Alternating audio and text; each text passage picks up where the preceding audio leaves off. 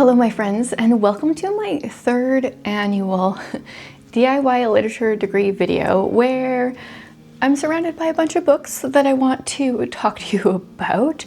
I want to be a continual learner, and one of the ways I've decided to do this is to create a DIY literature degree for myself each year where I have a few things that I focus on. I try to read some books, and we'll get into all of that. For those that are wondering about homeschool related stuff, I've had a couple comments about what are my kids reading for homeschool this year. I will be doing a video for that on my homeschool channel in the next week or two. Last week, my littles started public school because we weren't allowed to homeschool them, and I have been spending my days driving 3 times a day to do a drop-off for one, and then an afternoon drop-off for another, and then afternoon pick-up for both, and that is my life. And so once we're into a little bit more of a groove and they're riding the bus and things are a little less chaotic, I will be posting a video about that on my homeschool channel. But this is for me, this is ways for me to continue to grow. I definitely read other books that help with growth, especially proofreading stuff for homeschool. Like, I'm always reading books that expand my horizons, classics, different things like that. But a couple years ago, I made an outline for myself for a DIY literature degree, and now every September I put one together. I have 2 things that I'm kind of adding onto it this year. I can't remember if I added one of them last year, and I did add the other but didn't really talk about it. And then we'll go into the 3 parts of my literature degree. I talk about like how to set one up more extensively in my first year video, which I will leave linked. But today I want to talk about what I all want to read and learn in this next year, knowing that I won't get to it all, but I want to share it all with you anyway. So the first thing that I can't remember if I did last year, I had wanted to do it this summer with my summer school plan, but it turns out the summer was crazy and it was like fun and relaxing, but it wasn't super educational. But one thing I want to do starting with this DIY literature degree is reading a Shakespeare each year. So I wanted to read Much Ado About Nothing in the summer. I didn't get to it, so I would like to read this year. I would prefer to read it near the beginning of the year because I do think that my 10th grader also wants to read it. So I'd like to get to it before her so we could maybe talk about it, or so that I have some idea of what she's talking about when she talks about it to me. So this is number 1. And then I have the No Fear Shakespeare, which have the original Shakespeare on one side and then a modern translation on the other, which I think will be good for me because I haven't read any Shakespeare in completion since high school. So it's been a while. And with my Shakespeare, as well as with all of my books, I may read some articles about them, like, you know, some people's thoughts, different things, but I may not. It's just a DIY literature degree. I'm not doing this, you know, for school, so I'm gonna do whatever I want as far as that goes. I have no true plans for any of it, but I might look some stuff up as I go. The other thing I've been doing for the last 2 Januaries now, I think, is reading a Dickens each year. I'm trying to remember if it's 2 or 3. I read the Pickwick Papers this last year, and the year before, I read Nicholas Nickleby this last year, and I think the year before it was the Pickwick Papers. Yes. And so I want to read some Dickens. This is kind of my way to get through some of his books, make sure I'm reading some of his. But I did oddly just start David Copperfield this last week because I read Half a Soul at the end of August, and it made me want to read some Dickens. And apparently this is the one of his that deals most with the like workhouse, poorhouse situation, and it's like semi-autobiographical. There we go, I got there. And so I've barely started it. So I'm currently reading this Dickens. This may take place of my January Dickens. I'm not 100% sure. It depends how long it takes me to get through that. The Dickens that I'm supposed to read in January is The Old Curiosity Shop, because I am going in order of Dickens' publication his books in publication order if I own the physical copy, because I own a bunch of them physically and that's how I would like to read them, and I'd like to underline and annotate. I had so much fun doing that with Nicholas Nickleby this last year. So yeah, that's my plan, is I will do David Copperfield first, see how long that takes, and then maybe do Old Curiosity Shop in January, kind of playing it by ear. Okay, now into my more traditional DIY literature degree route. So the first thing that I do is I pick a time period. Last year, let me know first of all if you guys would be interested at all in a recap of how my year 2 literature degree went.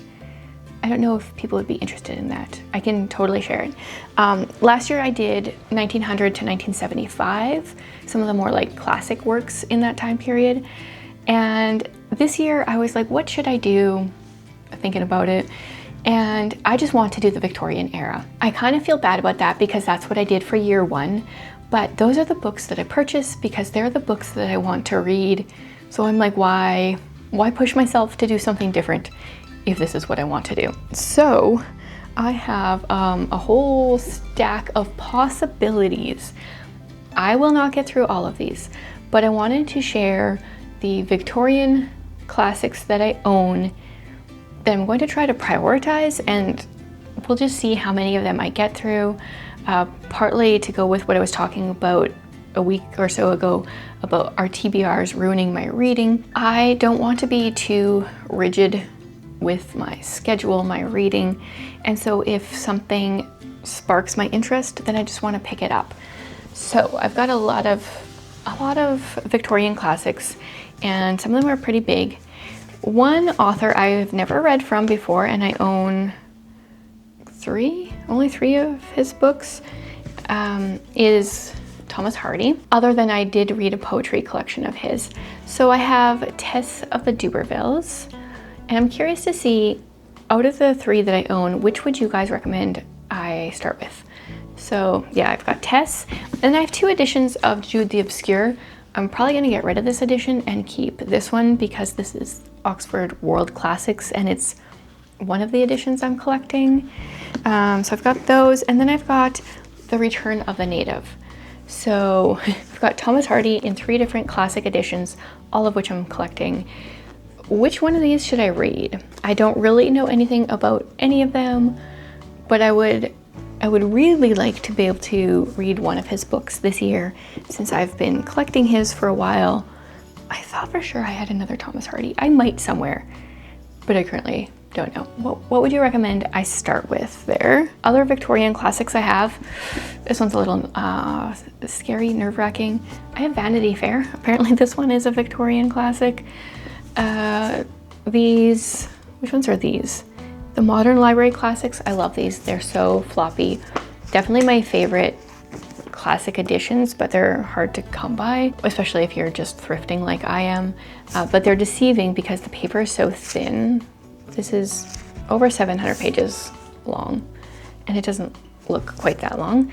I don't really know anything about Vanity Fair, honestly, but for some reason I'm intimidated by it. And if you would like highly recommend any of these classics, I would love for you to share it in the comments.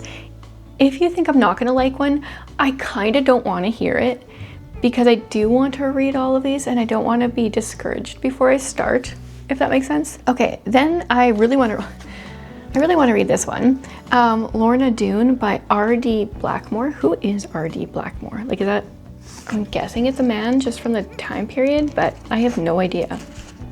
R.D. Blackmore.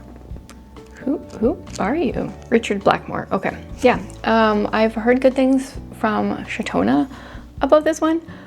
I don't know anything, but I've heard good things. And then I would also like to read some George Eliot. I have 2 editions of Mill on the Floss, and I'm collecting both of these editions, so I don't know which one I would read it from. This one's not too bad, and this one's not too bad. This one has someone else's annotations, so I will probably do this one. I don't know, there's quite a few annotations throughout, which would make it just fun seeing what other people wrote. Maggie's Complexion. If I can read their writing. Probably read it out of this edition because of that.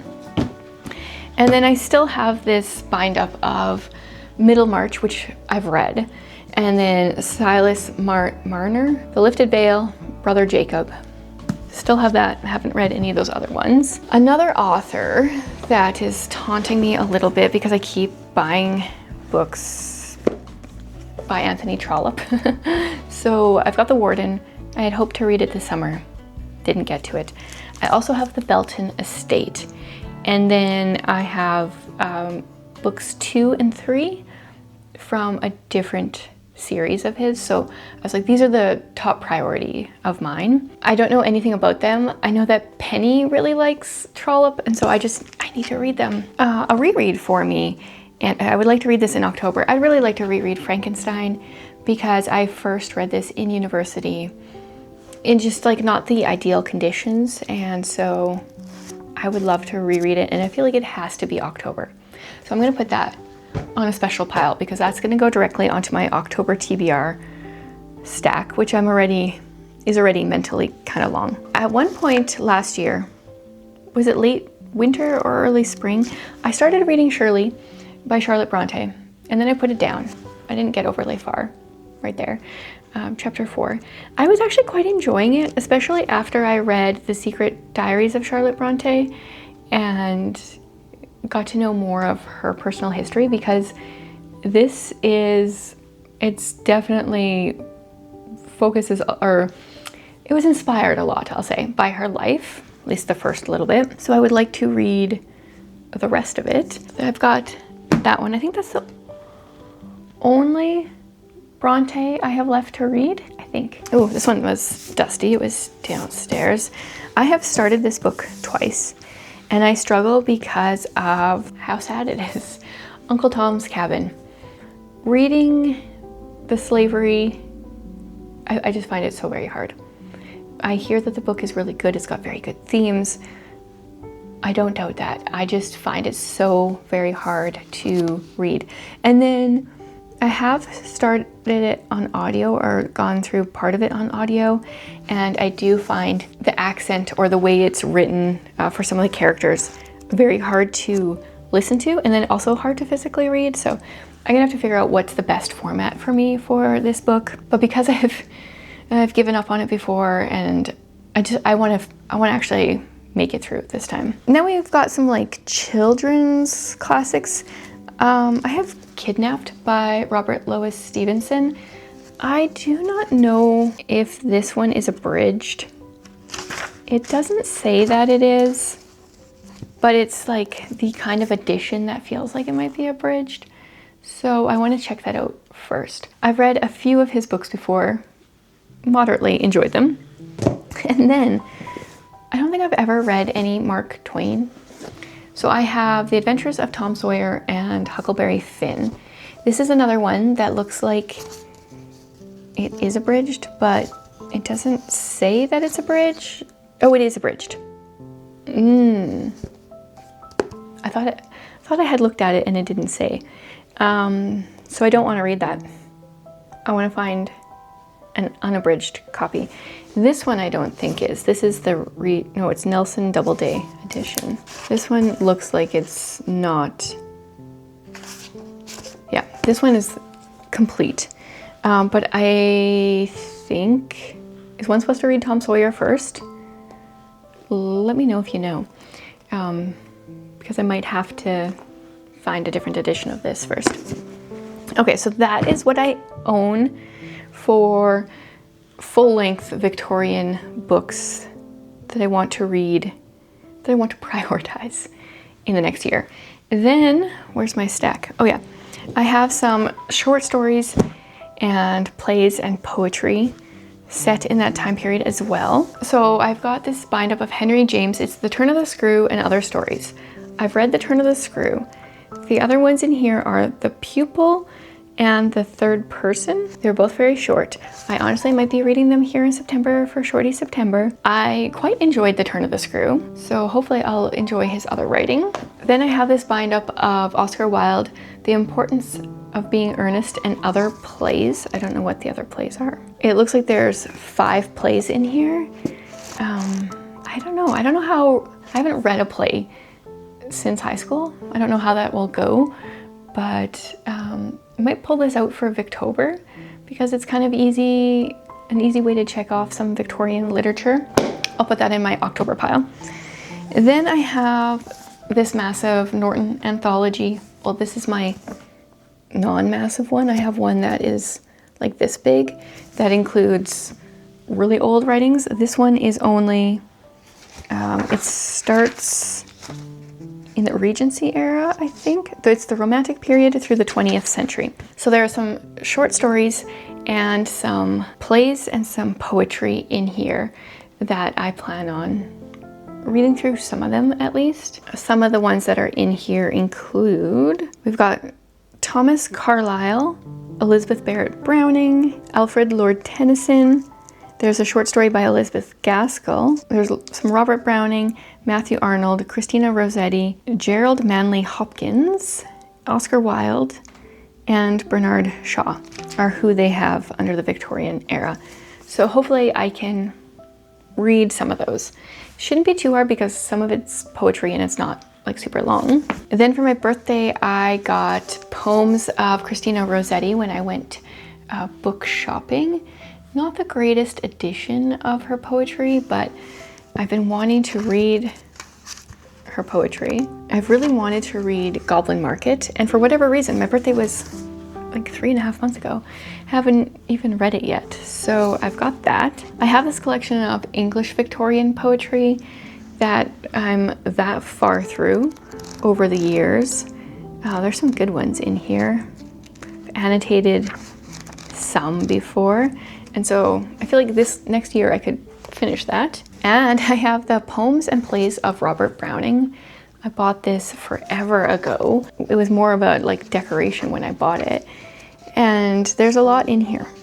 A lot in here. There's over 1,200 pages of plays and poems. So not gonna read all of it, but it'd be fun to finally read some of these. And that is what I own for plays and short stories and poetry in that time period that I have not read already. I could also go onto Project Gutenberg and get digital copies, but I'd like to prioritize my physical books. And then the next thing in my DIY literature degree is a specialty. And this year I decided to do fairy tales and fables because I thought it would be fun, a little bit lighter, give it a little bit of a break from some of the other reading. So I have 3 books I will be mainly reading from. I have the Green Fairy book, which I have started. I've read 1 or 2 stories out of here. I would love to collect all the fairy books. I found this one in a thrift store one time and I just love it. Like it's perfectly tacky vintage, which I love. Then I've got Hans Christian Andersen. This is the Complete Fairy Tales and it's illustrated throughout. It's large. Well, I don't know. It's 1,100 plus pages. It looks bigger. So I guess we've got all of his stories. So I think I'm just gonna start at the beginning and work my way through. If you guys have favorite fairy tales, and let me know. And then I have the Grimm's Complete Fairy Tales. I got this from Costco years and years ago. And I've read a couple randomly. I think like when I was reading a story that was inspired by one of them, then like the Goose Girl, I think I read that one after reading the Goose Girl, but I haven't read all of them. There's 201 stories, fairy tales, plus 10 legends. And there's a picture of the brothers. So obviously, well, I feel like fairly obviously, I won't make it through all of these. But I'm hoping to make some progress. That's really what the year is about, is making some progress and like being able to visualize, oh yeah, I checked that box or something of the sort. And then my last thing is what I've called a literary mentor, which is just a person, an author that has written some, I mean, I've tried to get it to be someone that's written some fiction and some nonfiction, although that's it doesn't have to be the case. But, and like in this one, my case this time, it's mostly fiction, but this time I really wanted to focus on Elizabeth Gaskell because I have a bunch of her books and I've enjoyed some of the ones that I've read.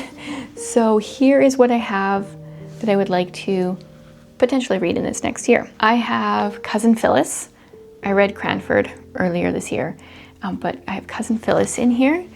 I do have The Life of Charlotte Bronte, which I would love to read because they actually knew each other. It's long for a biography of someone. I feel like it'll be interesting though because it's a historical biography that was written by someone that knew her. So there's that. Then I have Ruth and I have Mary Barton, both of which I've owned for a while, both of which I've wanted to read but haven't gotten to. And this is also a crossover because Elizabeth Gaskell is also a Victorian author, but I thought if I put her on as as my literary mentor, I'd be able to focus more on her books.